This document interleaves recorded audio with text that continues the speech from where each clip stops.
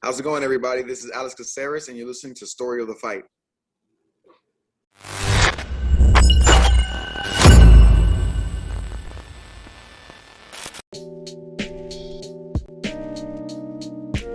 What up, Will? What up? Everybody, welcome to another week of Story of the Fight. My name is Ramiro. That's my boy, Will. What up? We got the same shirts on. I know, man. We didn't even call each other to coordinate. Crazy. Totally planned it. This is where we talk everything combat sports, right? Yeah. And anything else that might pop into our heads. And by any chance, you don't like watching us, maybe you just like listening on your way to work, on your way to school, on your way to whatever it is that you do. You can find us on Spotify, Breaker, Podcast, Radio Public, Google Podcasts, Apple Podcasts, Anchor FM, pretty much anywhere podcasts are found. Will, social media? Yeah, we're at Story of the Fight on Instagram, Twitter, TikTok, pretty much everywhere, Reddit. We're also now live on Twitch as well. Look at that. Hello, Twitchers. Is that what you call it? Off to a great start. Okay. We're also live on Twitter. They just logged off right now. Yeah. They said, hello, Twitchers. That's hilarious. But that's awesome. So this is our first time live on Twitch as well. And yeah, I mean, our handle is the same everywhere. Story of the Fight. Yeah. Easy to find. Yeah, and if you can't find us, you're not looking hard enough. Yeah. Or you don't want to find us. Or something like that. That's fine. Yeah, it's okay. Whatever. Yeah. But we'll find you. for any not creepy at all. Yeah. We'll find you. For anybody tuning in, you're probably tuning in so we could talk about UFC 277. The event that just went down yesterday, last night in Dallas, Texas, home of the Dallas Cowboys. Yes. And it was a good main card. It was a good main card. That's a great way to put it. Right? It was a good It was a very good main card. Yes. Do you want to go ahead and just start breaking it down, Will? Yeah, we'll just start from the top. Start off from the top. All right. Amanda Nunes versus Julianna Pena, main event. It's the rematch. Everybody says the much anticipated rematch. I know Dana kept on saying this is one of the most anticipated rematches that I could think of in the history of UFC. I don't know if it was super anticipated. You got to promote the fight. Got to promote the fight. By the way, this is a nice picture of the face-off there. But I couldn't find one of Julianna's daughter standing behind her, so ready to funny, throw dude. hands too. One of the cutest pictures I've ever seen. Her mom's facing off against probably the GOAT women fighter. Yeah. And she just backed her with her hands up, ready to go too. She's like, "Hey, mom, if things pop off right now, I'm letting you know. Yeah. I'm good to go." I saw someone Photoshop Henry Cejudo in there and like Yes, the same size as her. Facing off. That was awesome. But yeah, so Julianna Pena, Amanda Nunes. I just want to start off by saying we also had the year beginning predictions, right? And did you predict Nunes would take the belt back from Pena? I believe I did. I'd have to reference back, but I'm pretty sure I did. I know I did. So for anybody that's first tuning in, I have a belt, right? For picking Amanda Nunes losing to Julianna Pena last year. That's the one that was the deciding win. But then I also said, hey, this year, Amanda Nunes will take the belt back. We will see Julianna Pena holding the belt again, but probably not until Amanda Nunes retires at this point. Yeah, probably. Did you catch the post-fight interview on this one? Or the press conference. For Nunes? The press conference. Dana's press conference? For Nunes? Yeah. Or just Dana's part? Dana's part, yeah. I saw most of it. Someone was like, they were like, yeah, the scorecards made it seem pretty dominant, but I don't know, the fight seemed kind of different. What are your thoughts on that? And Dana's like, I don't think so. He's like, it was pretty dominant. Like 5 times. Pretty dominant 2 rounds. And the guy's like, yeah, but she threw up a lot of submissions. He's like, dude, it's not the same. Yeah, he's like, submission attempts are not the same as knockdowns. Yeah, but okay, so let's start off here by talking about Amanda Nunes. First of all, physical shape, night and day. Completely different. From the last fight to this one, holy smokes, dude. She looked in phenomenal shape. Game plan-wise, completely different. On point. Comes out southpaw, right, which throws Julianna Pena off. Julianna Pena, I It seemed like she wanted to continue taking the fight tour like she did. Yeah, the it's first just fight. it's so funny to me that this is where like the bantamweight division is like this, where just switching to southpaw is like a massive change in the fight. Like there's fights now where people are switching simultaneously mid combos, they're shifting all this stuff, and it's like, you know what? The big change that I'm going to make that's going to be the difference maker. I'm going to fight southpaw this time, and it's like, oh, I don't know what to do now. No, but I mean, she fair, doesn't fight southpaw very often. No, and it was perfect because if we can leave it right here, Rich, on this photo, because the whole first fight worked out for Pena because Pena just kept jabbing, rushing in with her jab, just jabbing. And this one, Nunes, who I'm guessing is right-handed, because normally she's fighting orthodox and she lands the overhand right all the time. The dipping jab from Pena made the overhand right useless in the first fight, and Nunes was like, I'll just keep throwing it and try to land it. And Pena was like, I'll just keep jabbing, and you can't. So then this fight, Nunes is like, I'm just going to fight southpaw. Now my lead hand is my dominant hand, and every time you jump in like that, like you did in the first one, I'm just going to hit you with the check hook. And she just did that over and over and over again. It was like, it was kind of like the same thing of the first fight, except different techniques and flipped. But she just same, but different. Check hook. Every time she came in, I mean, she was blasting her with that check hook, and then she would switch orthodox and immediately get jabbed up, you know. And then switch. Penny would land and then switch back and be like, oh yeah, game plan. I forgot. Yep. And then I mean, Julianna Pena, with the way she would blitz in, so off balance, man. So off balance. Last week I talked about Meatball Molly, where she seemed like she was balanced the entire fight, and this was the exact opposite in this case. Watching Julianna Pena, where her feet were constantly crossing, like just straight walking her down, just throwing left, right, and actually with the shot where she flew back, like she got caught and flew it was crazy. Back, was one when she was just walking her down with her chin straight up and just throwing punches, and Julianna or Amanda Nunes just knocks her to the other side of the octagon. Just kind of pace back, check hook, and just flew. She just went flying. It was crazy. It was nuts. And I don't know how much truth there's behind this, but Amanda Nunes says, I didn't want to finish her. I wanted to show her that I can go all 5 rounds. You said that before, though. We know she could go 5 rounds. You made the point the first time. Crazy? Julianna Pena would get dropped. There's the third time she gets dropped. You see her eyes roll to the back of her head a little bit, and that one was nasty. But then when she lands on her back, she looked like she's back. She's back. Yeah, her ability to recover is so impressive, man. And they compared her to a Charles Oliveira in that sense, where as soon as he lands on his back, they're like, "Oh, he's back." Yeah, it was funny when they said that they compared it to Oliveira in her recovery, and she's like, DC was like, and it's fine because people don't want to get on top of her because she's so dangerous down there, so she can be comfortable to just lay on her back and recover because no one's going to jump on her. And then the next 3 rounds was just Nunes on top of her, smashing. It's so funny, man.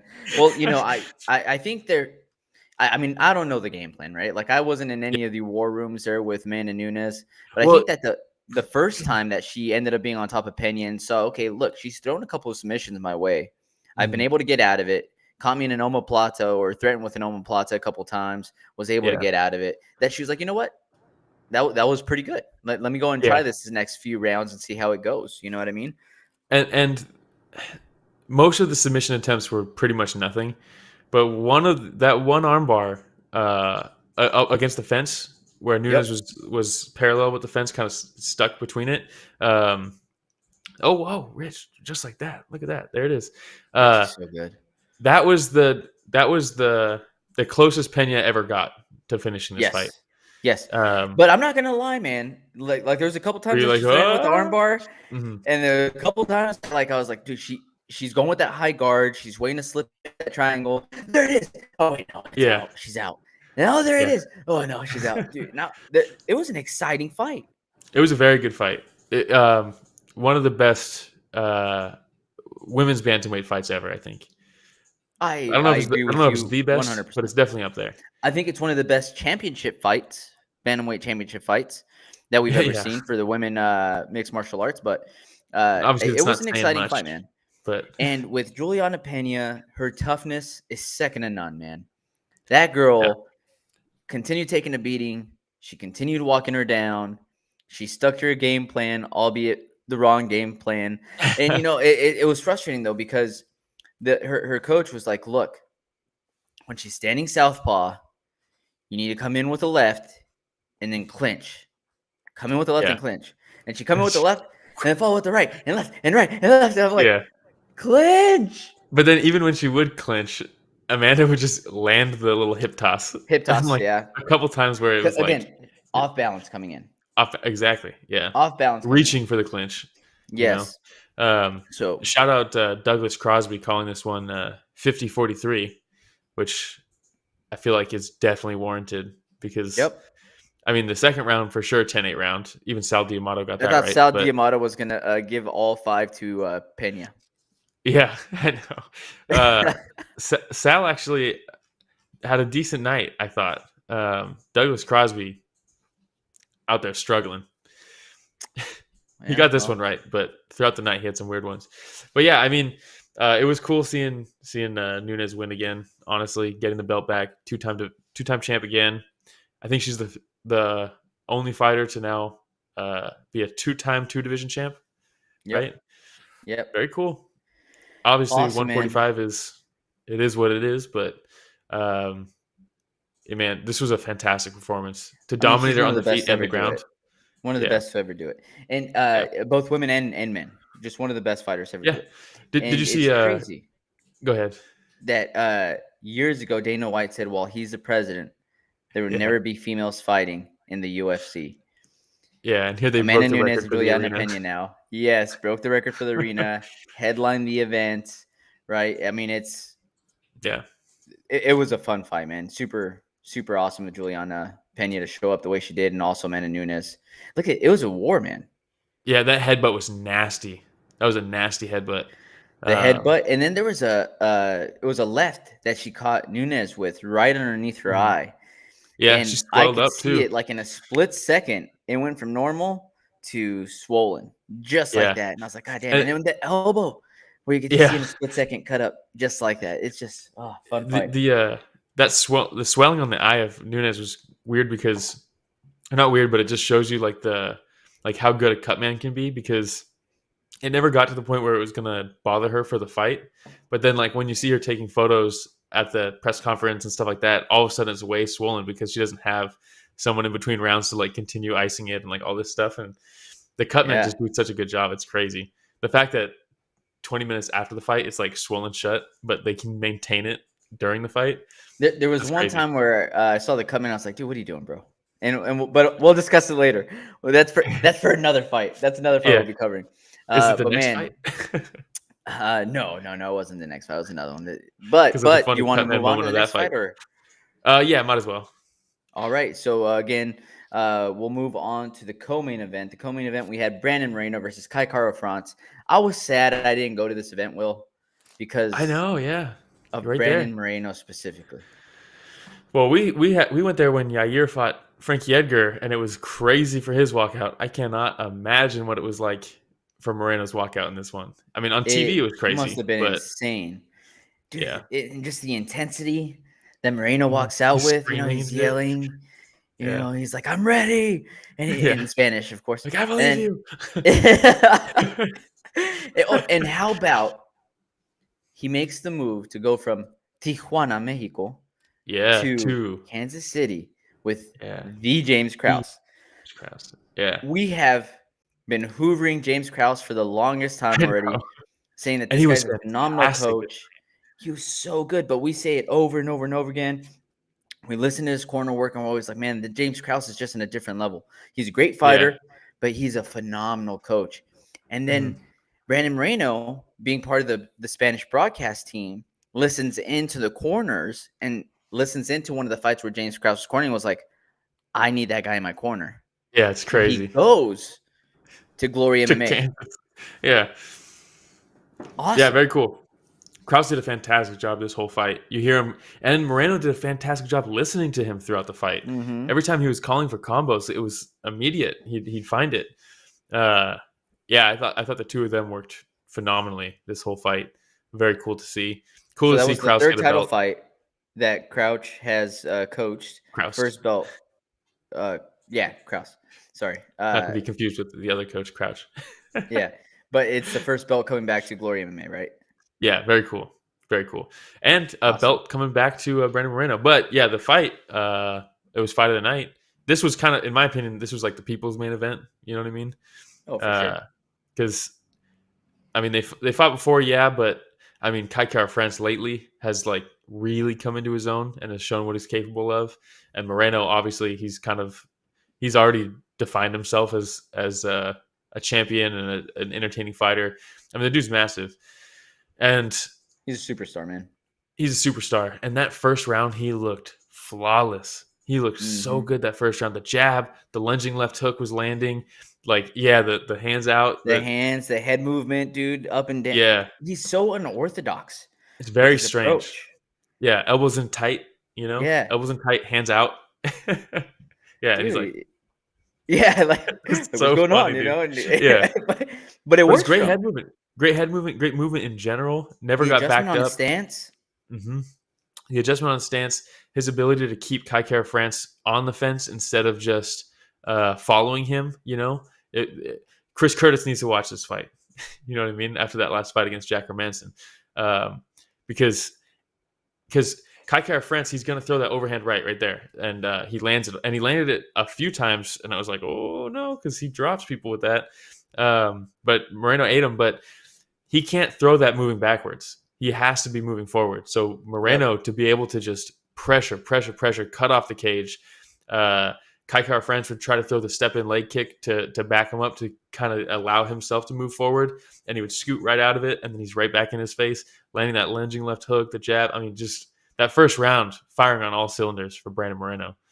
Yep. And, you know, the way that he was mixing in his kicks at the end of some of his combos, too. Yeah, that little high kick. Yep, just fantastic job. And then there was the body kick. Oh, my God, dude. How loud was that? It was so loud that I thought as soon as I heard, I was like, oh, man, he just kicked the cup.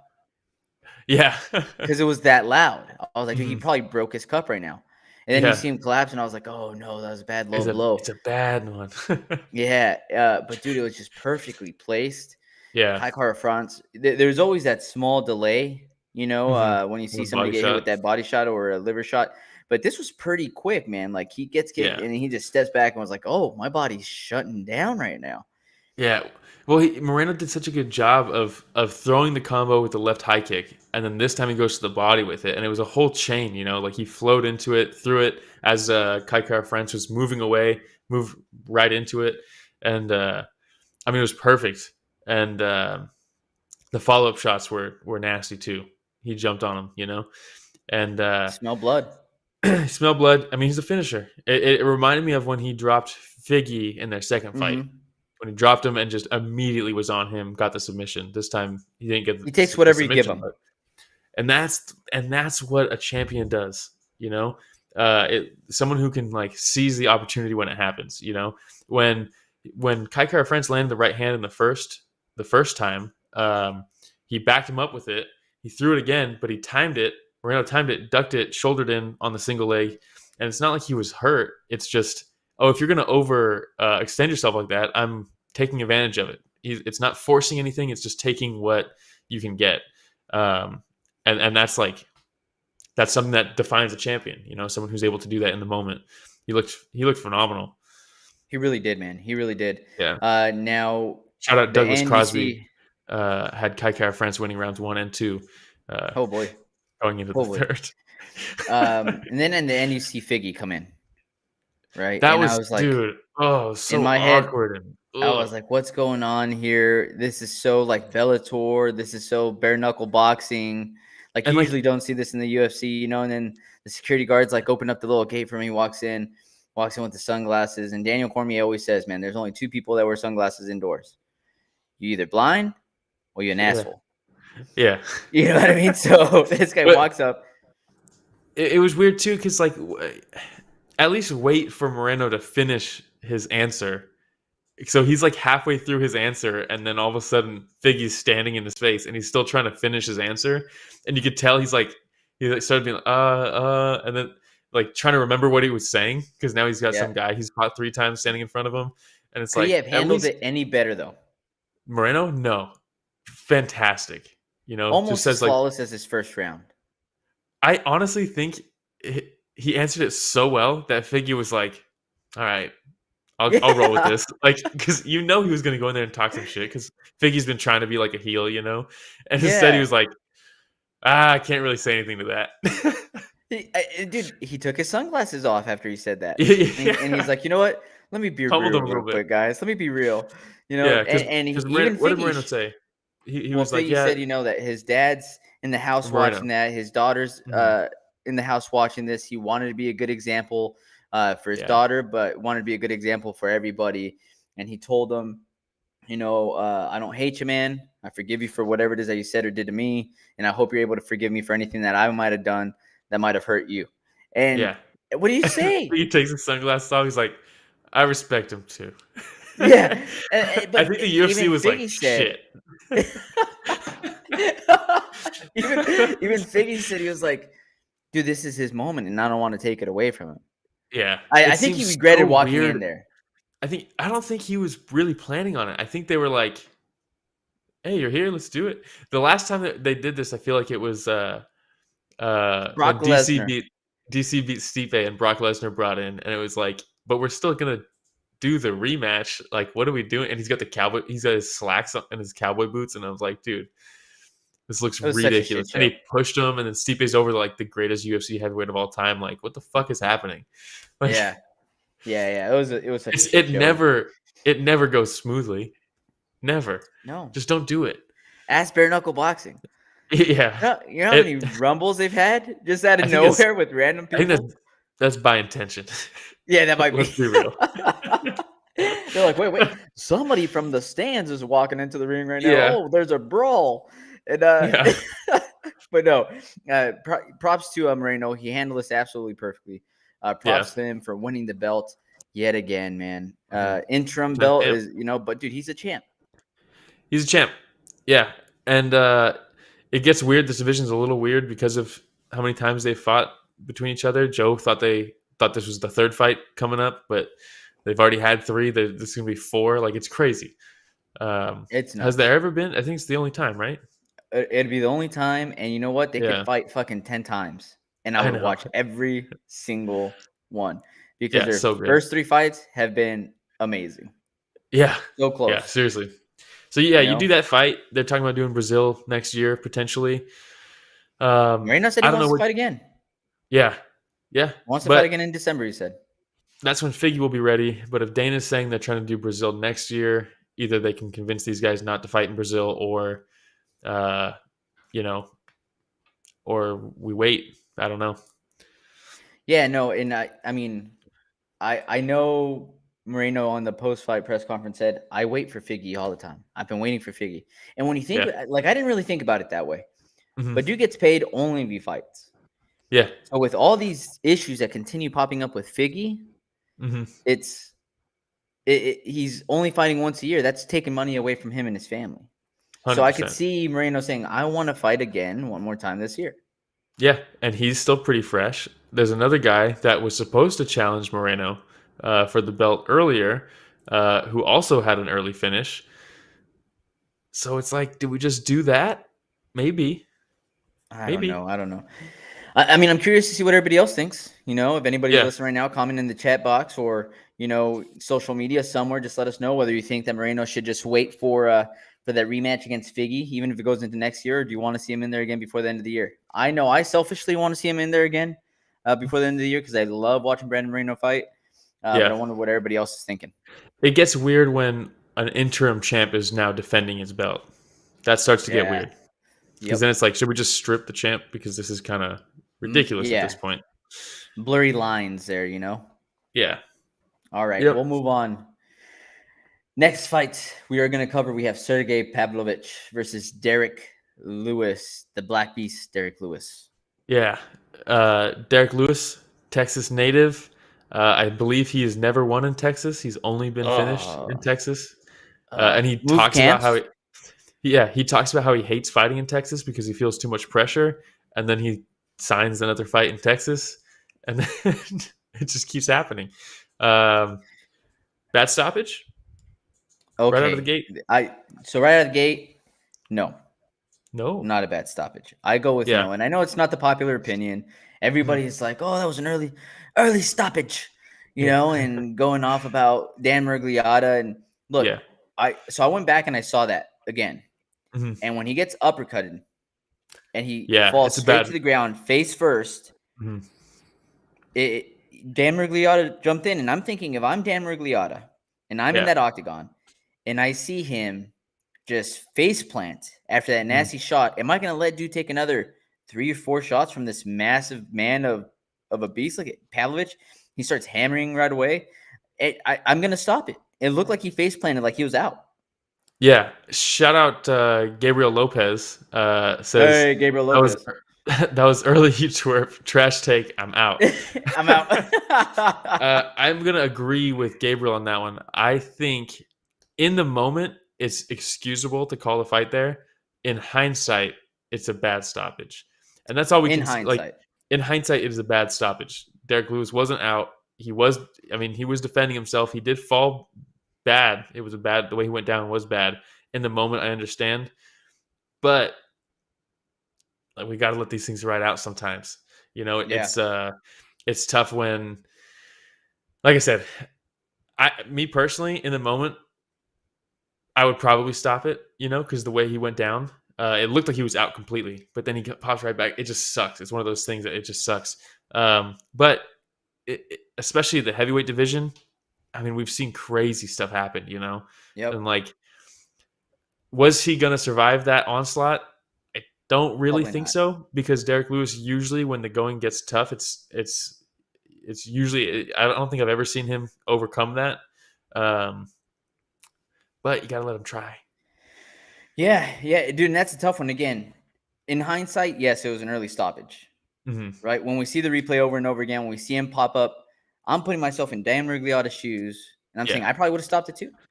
It's one of those ones where it was an early stoppage, but it's still excusable. There's some early stoppages where it's like, what were you doing? But this one, it's excusable because in the moment, the guy dropped. That's 265 pounds just lifelessly falling down, Hey, most HOB people I think would stop joining it. us now. Yeah, he says new camp for Lewis. Actually, so many fighters on this card have switched camp. Worked well for some, less so for others. Yeah, Amanda Nunes left ATT, started her own camp. Brandon camp. Moreno. We talked about Moreno leaving. Derrick Lewis. I don't know. DL coming through again. Shout out DL. What up, DL? Shout out DL. Pavlovich looked good though. His hands look good. And we've talked about him before. He's promising, man. He's talented. We just don't see him that often. That's what sucks. Dal's going to town with the booze for Pavlovich. Yeah. And especially when he's like, how do you like that boxing? And everybody's like, boo. Yeah. Like, hey, we didn't like it. Did work. Get out of there. But that's 2 wins now. Two first-round finishes this year for Pavlovich. But, going back to 2019, he's now had 4 first-round finishes in a row. Pavlovich is legit, man. Take a look at Derrick Lewis' last 4 fights. Loses to Cyril Gahn, ground and pound, 3rd round. Terrible matchup. Beats Chris Daukaus. Easy matchup. Come on, what's Chris Daukaus doing in there? Then he loses to Tai Tuivasa with an elbow. But he almost won. Now Pavlovich. Yeah. Shout out DL says, by the way, you guys have consistently good takes. That's why I watch y'all every week. I appreciate it. Appreciate it, DL. Thank you so much, man. And I love I love when he actually chimes in too. You know what I mean? Yeah, makes it way better. For sure. Yeah. But no. So now I'm curious. Shout out HLB Comer giving Rich the shout out. Mr. Bustos in the house. I don't think that's how you spell it, but it should be. Close enough. Yeah. But yes, Pavlovich, man. It kind of gets me thinking. Derrick Lewis, we've said it before. Oh, yeah. Derrick Lewis is a one-trick pony. He cocks back that right hand. He stalks. Derrick Lewis is so much more dangerous when he's patient. The fights might be a little bit more boring, but he waits and he picks a shot. He's a more dangerous fighter. Yeah. Now, when he goes up against a Tai Tuivasa, when he goes up against a Pavlovich, and he's seeing somebody that might be able to eat one or two of those shots and comes Yeah. forward that pressure themselves, he's in trouble. Yeah. HLB Comer asks, did you guys show the Pena picture with her daughter at the face-offs? Must have melted Ramiro's heart. We didn't show the picture. We didn't have a good one, but we did talk about it, and Ramiro's heart was definitely melted. Hey, how well does he know me by now? I know. Because that's one of the things I said. I was like, that was adorable. Yeah. I absolutely love that picture. 100%. But all right, do you want to move on now? Real quick, I just want to give Pavlovich a shout out. He's now, I think, 15-1. His only loss is Alistair Overeem in his UFC debut. Ever heard of that guy? Yeah, imagine Dude, they're like, "Hey, you got the call." They throw you Alistair Overeem. Yeah, insane. But since then, he knocked out Marcelo Golem in the first round, knocked out Maurice Green in the first round, was slated to fight Cyril Gane, then Tom Aspinall, then Tanner Boser. All three of those fights fell through. He fights Shamil, knocks him out in the first round. He fights Derrick Lewis, knocks him out in the first round. Heavyweight prospects. Which I'm glad that he didn't end up fighting Aspinall. You know, because you see kind of their ascension at the exact same time. Too early. They're going to meet up later on. They will. Yeah, Derrick Lewis was ranked what going into this fight? He was still fifth? Near the top, I think, right? Derrick Lewis was 5th. Pavlovich was 11th. So, I mean, he's now... Good movement. He's now right in there, man. Cyril Gane's fighting Tai Tuivasa. Stipe and John Jones are doing whatever they're doing. Francis doesn't have any knees. Curtis Blaydes just fought. He's not going to fight down, even though he didn't really beat Tom Aspinall. Tom Aspinall's out for who knows? Probably Volkov? Maybe. That's the next guy who's free. This is exactly what you talk about, though, Will. Mm-hmm. You know, after a loss, these people that are ranked 4th, 5th, 6th, they need to fight down to keep these divisions moving. And this is exactly why. Works. Yeah. Look how well it works. Now we know that we have another serious contender in Pavlovich. Yeah, dude, his hands looked good. So fast. The combos were just pop, pop, pop, pop. For heavyweight. He's massive, man. I didn't realize how big he was because Derrick Lewis is massive. Yeah. And he towered over Derrick Lewis. Definitely. Yeah, I'm very excited to see his next fight. I hope he skips. Maybe he fights Jairzinho, Rosenstruck, or Volkov. I hope those are the two guys because he's not going to fight Tom. He doesn't have, his knees are gone. Derrick Lewis, he just knocked out. Curtis Blaydes, he's not going to fight down. Maybe we could put Aspinall versus Ngannou up against each other since neither of them have knees right now. See what happens. Just fight on their knees. Rock'em Sock'em Robots, you know? Yeah. All right. Oh, there's the picture. There it is. There Look it at is. I mean, it doesn't get any cuter than that, man. Yeah. Again, Julianna Pena walks up, starts facing off, and then after that, the daughter walks up. You know what this reminds me of, actually, Will? Vin Diesel has family, right? Julianna Pena, family. But then, if you remember, before Nate Diaz went off to the face-off, Nick told him, hey, if he tries to do anything stupid, we're jumping in. Yeah. That's exactly what Julianna Pena's daughter probably told her before she walked up there. She's like, put the hand on you? I'm in. I'm all in. If her daughter Reagan runs up here right now, Mom, I'm going to check her first. Yeah. Henry Cejudo's like... Yeah, imagine their daughter's fighting one day in the UFC. It could happen. They're growing up around absolute monsters right now. Yeah. I'm sure 100%. They're in the gym too, you know? Yeah. They go work out and they're over especially there in the Amanda's. You know, Amanda and Nina both are in the gym, I imagine, all the time.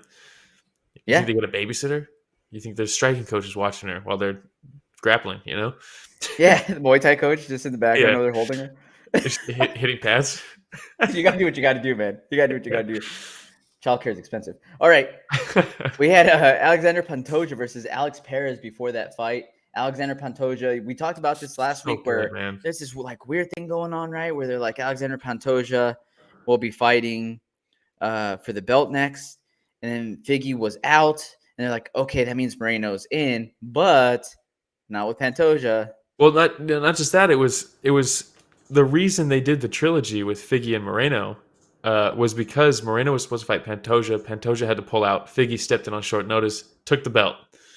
And so now they're like, oh, shit, we got to do the fourth. And Pantoja's like, well, okay. And then they're like, all right, Figgy's out. He broke his hands or something. I don't even remember what. And now we have Moreno and Kai Kara Francis knocked out the guy with no chin, Cody Garbrandt. So he gets a title shot, and they're going to do an interim belt, Moreno versus Kai France. And Pantoja's like, dude, I was about to challenge for the belt. What about me? And they're like, no, he's indisposed. And then they're like, oh, he must still be injured or something. And then they get booked on the same card, and you're like, what are we doing? That should have been Pantoja versus This Moreno tomfoolery.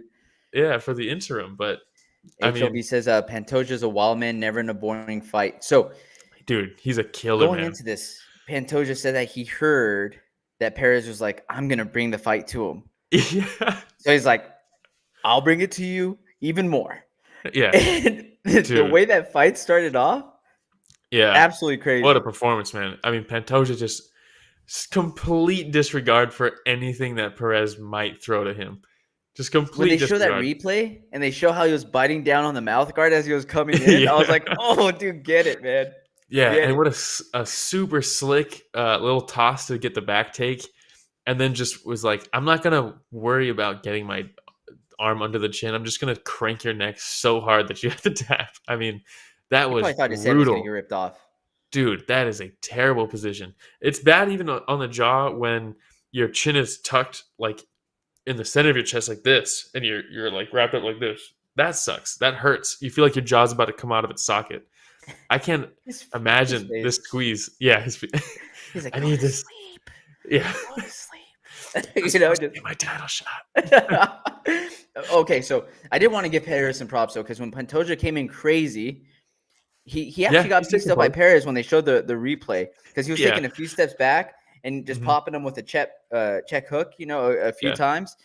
So he did all right. Landed the shots. Pantoja was just like, don't care. I'm just gonna run through them all, toss you to the side, take your back, and then twist your neck until you tap out of pain. I mean, he wasn't gonna go unconscious. It just hurts. To make a statement, and he did. And they're like, you can hang out until we do Moreno versus Figgy next year. You can just keep sitting on the sidelines. Okay. What so that's the dilemma. Chances are that Figgy doesn't make it to that fight? Well, that's the dilemma. If Figgy says, if Moreno and Figgy are saying, let's fight in December, and they're saying, let's fight in Brazil, the UFC's like, you don't get to decide where our events are. These take months and months and months to lock down and schedule. Dana's saying that they're going to go to Brazil next year. He's not saying when next year. And so it's up to them whether or not they want to do that fight outside of Brazil. If they don't want to do it outside of Brazil and they're like, well, wait, then no. Moreno gets to defend his belt against Pantoja. Figgy that hasn't fought in a while. You have Moreno, who's now a champ, right? Interim champ, but he's a champion. And he's saying, I want to fight before the end of the year. Yeah. So it seems like they're probably going to lean towards like saying, hey, there's this fight available December. Do you want it? No, we're stripping you of the title. Yeah, maybe that could happen.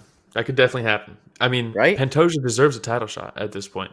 He just does. It sucks that they're in this predicament. And if you're Figgy, if Moreno said December because Figgy has said that he's going to be ready by December. So if they don't fight in December, we got to move it along. Yep. You know, 100% agree. You just have to. And Pantoja deserves it. I mean, the guy, he's already earned his title shot once. He comes through here and just completely clean sweeps a guy. You know. I mean, what else you got to do? What else you got to do? And I saw some people say like, oh, like he should fight Kai France, and it's like, well, then what if Kai wins? And then like, what? No, yeah, Kai needs back in the mix again. And yeah, Kai needs to fight down like Derrick Lewis just did. Fight someone outside of the top 5. He had a shot, and he came up short, but he looked very good before he got kicked in the stomach, in the liver. Has Pantoja fought Askarov? I don't think so, but Askarov just got beat by. Askarov should be fighting down too. He shouldn't be able to fight in a number 1 contender. He just fought Kai France, right? He lost to Kai France. That's right. I don't know, man. I mean, I definitely think that Pantoja has should get a shot. And again, I think they're going to book Figgy versus Moreno, and I think that Pantoja will be the alternate. Yeah, Askarov beat Pantoja in 2020. Ooh, interesting. Makes it a little bit more interesting. It does. All right. You want to move on to the next fight? Yeah, might as well. We're already at 40 minutes in. We've covered 4 Oh, fights. jeez. Magomed Ankalaev versus Anthony Lionheart Smith. This was a sad one for me, man. Yeah, I really like Anthony Smith. Me I too. don't think this fight should have even gotten booked, but I think people are like forgetting that Ankalaev is a killer because he's had like a couple fights that aren't super exciting for the fans. But the dude's dangerous. He's dangerous. Yeah. Anytime they got in an extended extended slug fight, Ankalaev is just slipping and ripping Smith. I like like, how oh yeah, Rogan's this guy's like, really good. can everybody in Dagestan fight? Yeah. And DC's like, they all live in the same neighborhood. It's small, man. They're like on the same street. And I was like, Yeah. what? It's just 2 gyms. It's insane. And he has a classic Dagestani look too, with the beard and the hair. Like as soon as you see him, you're like, oh, okay, I know where this is. It's the Mose look from The Office. I don't know if Rich, you can pull up a picture of Mose from The Office, but you see a dude that looks like Mose and you back down. You don't want to fight that guy. He backed out. But man, Anthony Smith. So he's saying that he broke his leg, right? I think they said that there was no fractures. Well, that's what he said. He said that my leg's broken. He said. I don't think he said it was broken. He just said my leg's hurt. He's like, my leg, get ice on it. This sucks. And talk about guys fighting through injuries. It's like Anthony Smith just seems like he continually has to do this. Yeah, man. Yeah, because at the end of the first round, when they put the ice on his chest and he says, my ankle. Yeah. Put on my ankle. Mm-hmm. Right? They put on his ankle. He comes back out. And you could see it definitely affected him, man. Because when he was going for the takedown, he could not push off of that leg. So he's kind of just stuck there. And then where do you go from there, right? So, most true. Be careful. Be careful, man. That guy will get on you. They're either really good fighters or they're in a date farm. One or two. Yeah. One or the other. But yeah, so Ankalaev, who do you put Ankalaev up against next? I mean, like I said, he should not have even been fighting. He fought down on this one. He's coming off a win and he fought down. It doesn't really make any sense to me. What was it? 4 and 5? I think so, yeah. And he hasn't lost since 2018. He's on a 1, 2, 3, 4, 5, 6, 7, 8, 9 fight win streak now. Like, what are we doing having him fight down? It makes no sense. It's like they punished him for having a lackluster fight against Ozdemir and Santos, but the guy continues to win. And people think that he's boring now because of those 2 fights, but it's like, what about the 6 other fights on that win streak? You know, where he's murking. Does Alexandre Rakic have anybody scheduled? I don't know what's going on with Rakic. Blachowicz? Rakic, I don't know where he's at with his injury because remember he blew his knee out against Blachowicz. That's right. So yeah, I'm not sure where he's at on that. Oh yeah. That's why I thought they didn't fight because it was such a quick fight too. Yeah. It was like the second round, I think, where he blew his knee out. Maybe you do Jan versus Ankalaev. Or screw it. Yeah. Maybe Teixeira versus Ankalaev. Yeah, maybe. Right? Maybe. Shoot him up there. Why not? Who are they talking about? Ihor fighting? Ihor's saying that he wants to fight Glover again. Really? Why? Yeah. I don't know. Maybe you just do Ankalaev versus Ihor. Guy's on a 9-fight win streak. Yeah, why not? Let's do it. Who else on a 9-fight win streak doesn't just get the title shot? Tony Ferguson. Yeah, exactly. the only answer. They're like, guys, we get it. He's on a win streak, but Conor, we want him to be a champ when he fights Floyd. Meanwhile, Tony's just running through everybody. Yeah, poor Tony, man, he got screwed. All right, let's hear. We'll continue going through these fights as quickly as we can, without missing too much. Alex Morono versus Matt Semelsberger. So this is the one where I'm saying the cut man. I was like, bro, what are you doing? So it cuts over to Semelsberger, and they're like, man, that eye is getting swollen. It's close to getting swollen shut. So he's like, he presses on it with that little ice compression thing, right? Yeah. And as he's pushing, he's moving it up, and he like runs out of space, and the corner of it goes straight into his eye. I didn't see that. You didn't see that? And I was like, oh, no. Dude, that was worse than an eye poke. And you see Semelsberger kind of like just like move back a little bit and like shake his head. And I was like, well, if you couldn't see out of it, or if you could see out of it before, now you can't see out of it now after that serious eye poke. Shout out also maybe the worst doctor I've ever seen in a UFC fight. Oh, I love that guy. I rewatched it, and so yeah, he looks like that going into the 3rd round. a fight that he's done zero offense up until this point. It's just Morono just picking him apart, staying outside, exiting correctly. Like, just fantastic performance from Morono. But before the third round starts, was it Dan in this one too? I think it was Dan also reffing this one. Calls the doctor in to take a look at his eye. The doctor goes, it's clearly swollen shut. Like, you can't see through that. You just can't. Doctor doesn't cover his open eye. And he's like, and you can see Semelsberger's other eye, the open one, look over and be like, 2. And then he goes, all right, let's try the next one. He goes 2 again. He did 2 3 times in a row. And Semelsberger's like, 2, 2, 2. Like, meanwhile, his coach is literally whispering in his ear. Like, they did. Hey, let's give it up for the Texas Athletic Commission, dude. I love it. Oh, man. I love it. So funny. Hey, let's just let him have at it. You know what I mean? Yeah, and he almost got the finish a minute later. Let the guy fight. Comes in with that flying knee. Yeah, drops him. It probably should have stood up after. I mean, look at that. His head's turned around. Yep. It was a nasty photo. He had him seriously hurt. Yeah. Dude, I love that. I'm just thinking about the eye doctor just like holding it up to his good eye. You know? Not covering his eyes. 2, 2, 2. The thing that I loved about Morono, he's not the fastest guy in the world, but his timing, man. His timing was and his so footwork. Good. His footwork was incredible, man. The way he exits out and he throws that left hook as he fades away. He moves with the left hook to exit out the angle. Yeah, fantastic. Was this a split decision? No, it was unanimous. Yeah. 29-28. Unanimous. I saw unanimous across the board. Yeah, that works. That works for me. Yeah. All right. We'll move on to the next one. We also had one of our faves, Will. Drew Dober versus Rafael Alves. We love Drew Dober, man. We love Drew Dober. I mean, the guy, he's never been in a boring fight. Never. And it's funny that they acknowledged it in the post-fight. They're like, you turn down fights that you think might be boring. He's like, yeah, I don't want to fight in boring fights. I'm only going to fight guys that I think can bring it. And you're like, and Nate, we mentioned earlier, Pantoja, always in exciting fights. Yep. You know, and it's the exact same thing with Drew Dober. This guy has a flawless jawline, and that jawline can take a punch, man.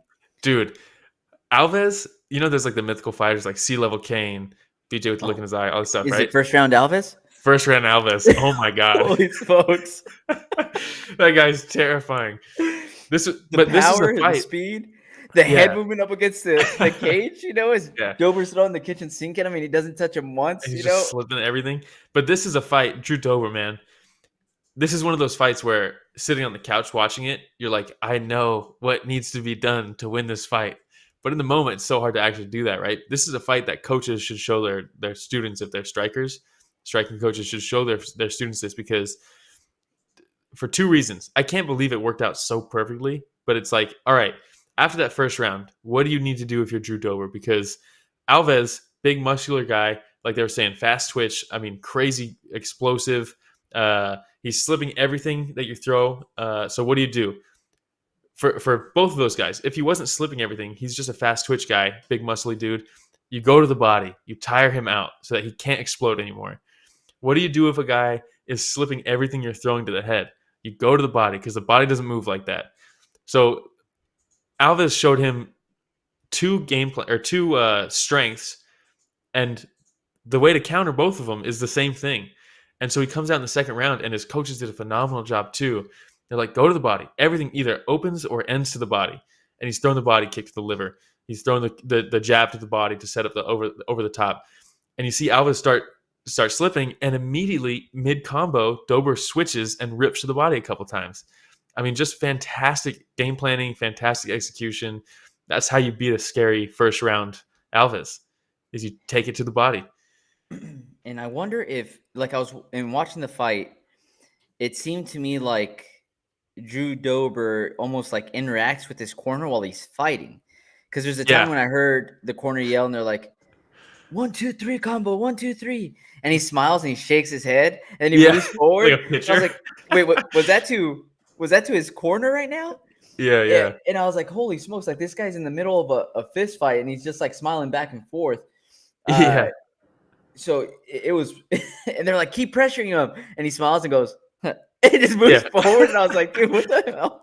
And they were like, at one point, they were like, he's resting up against the cage. Like, don't let him rest. Throw something. Like, you have to go. Like, do not let him rest. And immediately he's throwing again. I mean, just fantastic corner work, fantastic like fight IQ.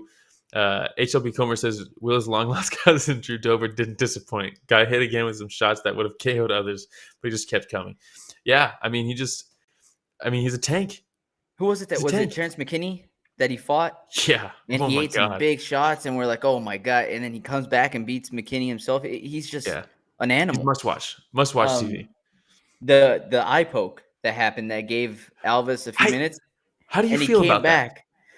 Okay, so because it was a punch technically, right? Overall, with the eye pokes, I think there's way too much of the fighter calling the pause versus the ref calling the pause. It should be if the ref sees it and stops it, you stop. But and it was a punch. So many times, the fighter like looks at the ref and like points to the eye, points to the groin, and then they go time. Oh, okay, like, I must have missed it. Yeah. So he like kind of complained about it. He's like time, and I was like, oh, it happens so often. It does, and it was a weird one because it was a punch. The punch misses, and the thumb clipped him. Right, the punch missed this way, but the thumb caught him. But it's an eye poke, so yeah, you do call it, I think, and it is probably better to err on the side of caution because what if he did get eye poked real bad and then he gets knocked out like 2 seconds later, and then they show the replay and it's like, oh no, he got eye poked right before the punch that dropped. Like, so you do kind of have to err on the side of caution. It just sucks all around. Yeah, but and I want to give props to Alves, his attitude, and just. Clearly, the guy's a class act because people start booing because they're taking time. He's like, no, like I'll fight him. Don't worry. Like we just got to do this. He pushes the doctor away, and then he goes back. He's like, I'm sorry. It's classic. So funny. Yeah, but dude, cool I just see him standing off in the corner, and like I just picture like an energy gauge, like because he came back out from that eye poke. Just unleashing. Yeah, I mean, he had his head movement back, and he was all excited again, and he was like ready to go for the third round, and then he was like, "Oh, that's right, I need more oxygen." And again, Dober doing work to the body again. Then he started landing some headshots up against the cage. It was good. Yeah, it was good. Shout out, I'm gonna butcher this. Gia, I don't know, with the Brazil flags for Alves. I mean, he represented, man. He represented. I'm so old, bro. What does that mean? The Brazil flag? I know is that what that is? Yeah. On my end, it just shows BR all the way. Oh, for Brazil. Yeah. Is that what it is? Okay. Yeah. Well, the emoji didn't load on your side. I was like, be right back?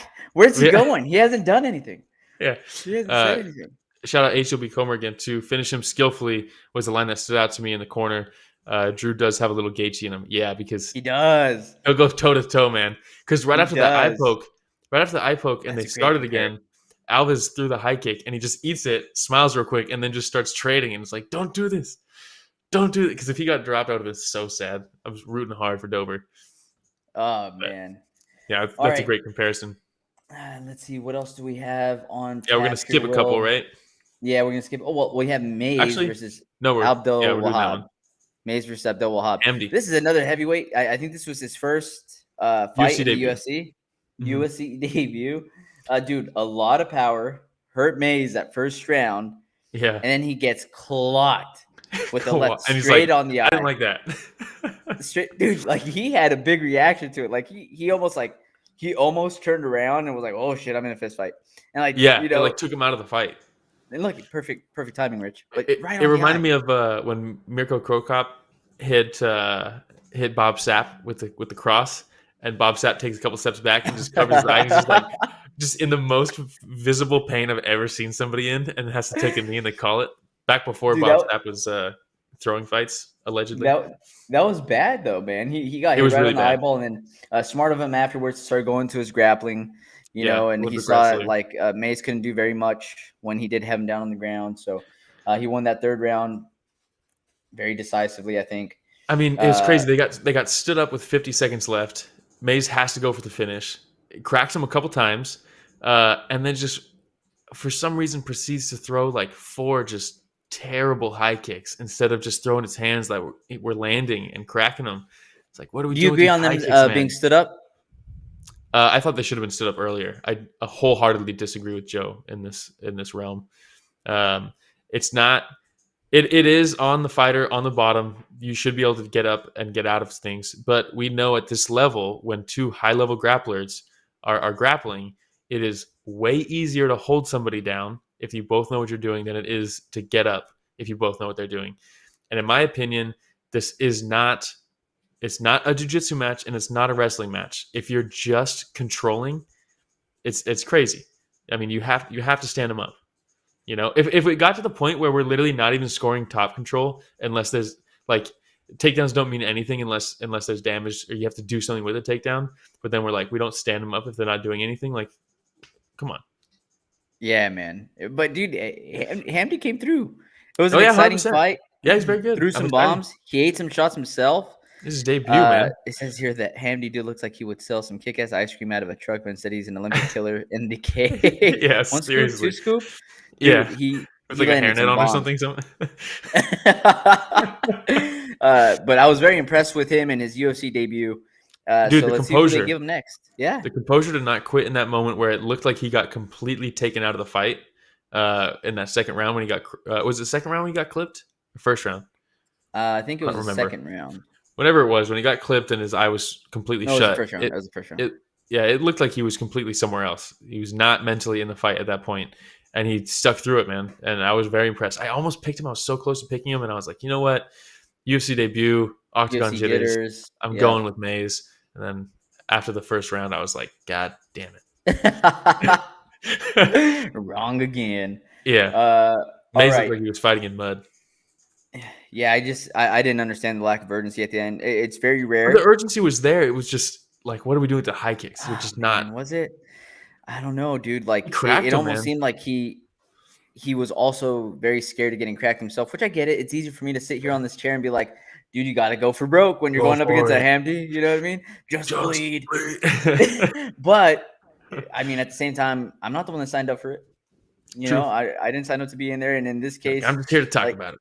Again, it's very rare. Yeah, I signed up to talk about it, Will. Yeah. It's very rare when you get an opportunity with 50 seconds left, almost an entire minute to say, hey, let me turn this round around. Yeah. You get gifted a stand-up, which is very rare in the UFC. Let's get more of them. It is. All right. Let's bring the yellow cards back. We'll finish it off here with Potieria versus Negumereanu. Yeah, there you go. Did I land it? You nailed it. Yeah. Man, he came out here and was like, I'm going to show you guys that I am actually good. Because this last fight, he kind of got pieced up. And he came out here trying to prove something, and he did. He looked phenomenal. Dude, that finish. I mean, it's double-sided or double-edged sword, right? Because he looked phenomenal, and also Potieria he looked like he cracked. Like, had the adrenaline dump, exhausted after the first round. UFC debut, all that stuff, right? And Nicolae beat the brakes off of him in the last. The finishing sequence was terrifying. Shout out Bruce Bobtrotter, always joining us. Hey, Bruce Bobtrotter, thanks again for joining us again today, man. But man, what a cool picture. Nicolae coming in he was hitting the left hook to the body, right hook up top. Yeah. Left hook to the body, right hook up top. Right, he did that a few times. And then when Potieria was like, I don't want to eat these, let me clinch. He was like, all right, fine, let me just throw these knees. Oh my God, dude. His clinch knee game, I had no idea was that good. It looked. Yeah. There's some people who land knees in the clinch, and then there's people like Cowboy Cerrone or Oliveira who will create the distance to throw like a stabbing knee. And that's what he did. I mean, he looked phenomenal. Bruce Bobtrotter saying probably doesn't think that they broke 300,000 pay-per-view buys. Ooh. Yeah, I don't know. Moreno might have sold some. Yeah, we'll see. But yes, and then we got Rich a Casual saying this looks like a frame from Punch-Out. Yeah. Always with the video game references. Love it. I love it. But yeah, Nicolae, a great showing. This was Potieria with I think it was a case of being too tough for your own good, because he ate some shots that were really, really bad, man. His mouthpiece goes flying out. He's still standing there eating knees, even without the mouthpiece, and a couple of hooks and straights, and you name it. And you could see as soon as the fight stopped, he just lets himself collapse, man. It was rough. Yeah, I mean, he looked exhausted, hands down, just. And he's trying to spin. He's like, oh, that's not going to work. Just exhausted. And, I mean, knocked the mouthpiece out. Nicolae knocked his mouthpiece out. And then just, I mean, he looked like Anderson Silva with the knees. Imagine eating those knees with no mouthguard. I mean, Potieria is tough as nails for just not dying, you know? It was crazy. All right, man. But I believe those are all the fights we're going to cover right now. We already hit the hour mark. We can go into moment of silence, Will. Moment of silence. We got Jaeon Kim was supposed to fight Maria Agapova. Instead, Agapova withdrew, so Jocelyn Edwards stepped in, missed weight, beat her in a split decision. That always sucks to see. Mm-hmm. Michael Morales was originally supposed to fight Rahamaj. Would have been a cool fight, but instead Morales got what's his name? Adam Fuggett? Hilarious name. Yeah, I'm always going to say fuck it because it's hilarious. But he got a knockout, so props to him. Drakkar Klose was originally supposed to fight Diego Ferreira. Would have been a much better fight. Ferreira always brings it. It's a cool fight. Bummed we missed that. Justin Tafa was supposed to fight Dontel Mays. He's always fun to watch too. Yeah, Tafa pulled out, and that's how we got Hamdy to get his UFC debut. Looked great. The two big ones, Paulo Costa versus Luke Rockhold, that got rescheduled to the next card, I think, the next pay-per-view at least. Don't know why we're doing that, but it's going to be a fun knockout. And then the one that sucked that we lost, the big one for me, was Ignacio Bahamondes versus Ludovic Klein. That would have been so Bahamondes good, had man. Visa issues, so Klein fought on the last card, was it? Yeah. I have such high hopes for Bahamondes, though. Yeah, that was good. Hey, also, Paulo Costa, the gift that just keeps on giving. Did you see his latest thing? Maybe. I don't know. He messaged Jake Paul through social media telling him, bro, you're not a real boxer. Nobody will ever consider you one. Keep fighting cans. LMAO. Douche. The Woodley fight was fixed, huh? It's the wrong Jake Paul. So this guy responds, bro, you got the wrong guy. I'm older than the other Jake Paul. Classic, dude. That's hilarious. He also messages Dana White on his birthday a few days ago. Happy birthday, bro. There's a picture. It's not even Dana White. It's another Dana White. Dude, this guy's on fire lately. Yeah, he's hilarious. Yeah, he's hilarious.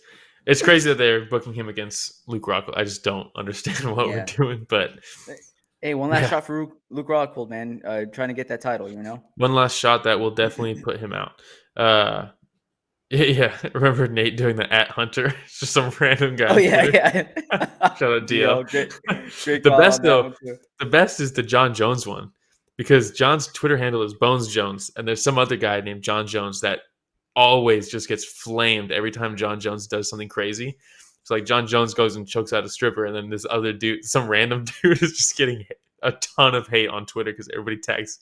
Everybody just poor guy, man. Probably time to change your handle, huh? I mean, that's all he's got. That's all he's got. How about bonuses? Yeah, bonus is kind of crazy, kind of a weird one on this card, I thought. Drew Dober got a performance bonus, which he deserves. Pantoja got one. He deserved that. Moreno versus Kai Kara France also got one, or they got fight of the night. I don't know. It seems crazy. I thought Nicolae should have got one. I guess shout out Bruce Bobtrotter. I thought Morales should have got a bonus too for knocking out Fuggett. We're just gonna stick with that. Huh? Yeah, I'm going to. That's awesome, man. What do we have next? Real quick, I want to shout out Saika Izawa fought Ryzen 37 last night. Got another first round submission. Savage. What do we got next? That's boxing. Shout out Danny Garcia, still doing it. UFC Fight Night. So it looks like Jamal Hill versus Thiago Santos. Oh yeah, the one with the worst UFC posters I've ever seen in my life. Just really? Absolutely awful. Yeah. Oh, is this a tough finale? Is it? I don't know. There's a bunch of I think it is a tough finale. Oh yeah, it must be. Yeah. Ariane Lipski. Always love watching her fight. Jeff Neal versus Vicente Luque. Ooh, Augusto Sakai versus Spivak, dude. Hey, that's a good one.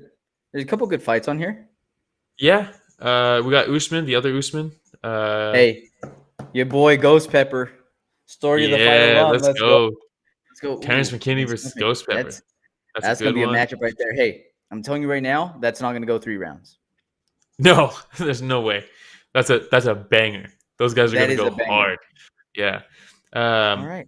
Let's see. Oleg Zaitchik versus Sam Alvey. Let's see if this is Sam Alvey's last fight in the UFC. He just refuses to get cut. Brian Battle versus Takashi Sato. Did he retire after his last fight? No, he's just lost 8 in a row. That's all. Oh, okay. That's what it is. Yeah. Yeah, it's a I'll be honest, it's not a great card.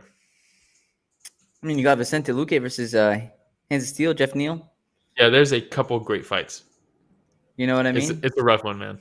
I know we always are like, you know what? These are the cards that always they deliver. The cards that you don't expect. This one's gonna have to really pull it. You mean Corey McKenna versus Miranda Granger isn't gonna be one to just make your night? Come on, man. It's a tough one. We'll see. So that's next weekend. I'm sure we'll be covering those fights as well. I might need you to tap into some Ryzen or One, Will, depending on how this card goes to kind of fill in the hour. We'll see. Fill in the hour. Shout out Andrew Toasty also. Toasty's fighting that weekend. Ooh, another Story of the Fight alum. So we got a couple Story of the Fight alumni fighting over the weekend. Shout out again, HOB Comer, Bruce Pop Trotter, DL coming through. Who else came through? Gabriel Lopez. With Brazil. Gabriel Gomez or Lopez calling me a twerp. I appreciate it. But hey, that's always fun whenever folks come on and start commenting. It goes a long way. But seriously, it makes it a blast. Yeah, definitely. And for anybody, if this is your first time tuning in, please follow us, like, subscribe. We're getting trying to get to 2,000 followers or subscribers on YouTube. We're almost there. I think it's 1,800 right now, Will? No, 1,200. 1,200? 1,200, okay. Oh, yeah, it's 1180. 1180. Yeah. We're now at 1215 or something like that now. Right on. So we're climbing our way up there, trying to get to 2,000. And if you don't like watching us, but you like listening, then Spotify, Breaker, Podcast Rated by Google Podcasts, Apple Podcasts, anywhere podcasts are found, and social media. Yes, at Story the Fight on Instagram, Twitter, TikTok, Reddit, Twitch. Definitely follow us on Twitch. I think we have 1 follower on Twitch because we just started streaming on there. This is our first episode on Twitch. Also on Twitter. We're live streaming on Twitter too. Wherever. By the way, the chat's been making me crack up. I know, this entire time that we've been on here. Yeah, hilarious. Love you guys. Appreciate everybody hopping on. And thank you for joining another week of Story of the Fight. Also, this episode was produced by Rich Bustos. Bustos. Yes, absolutely. Hey.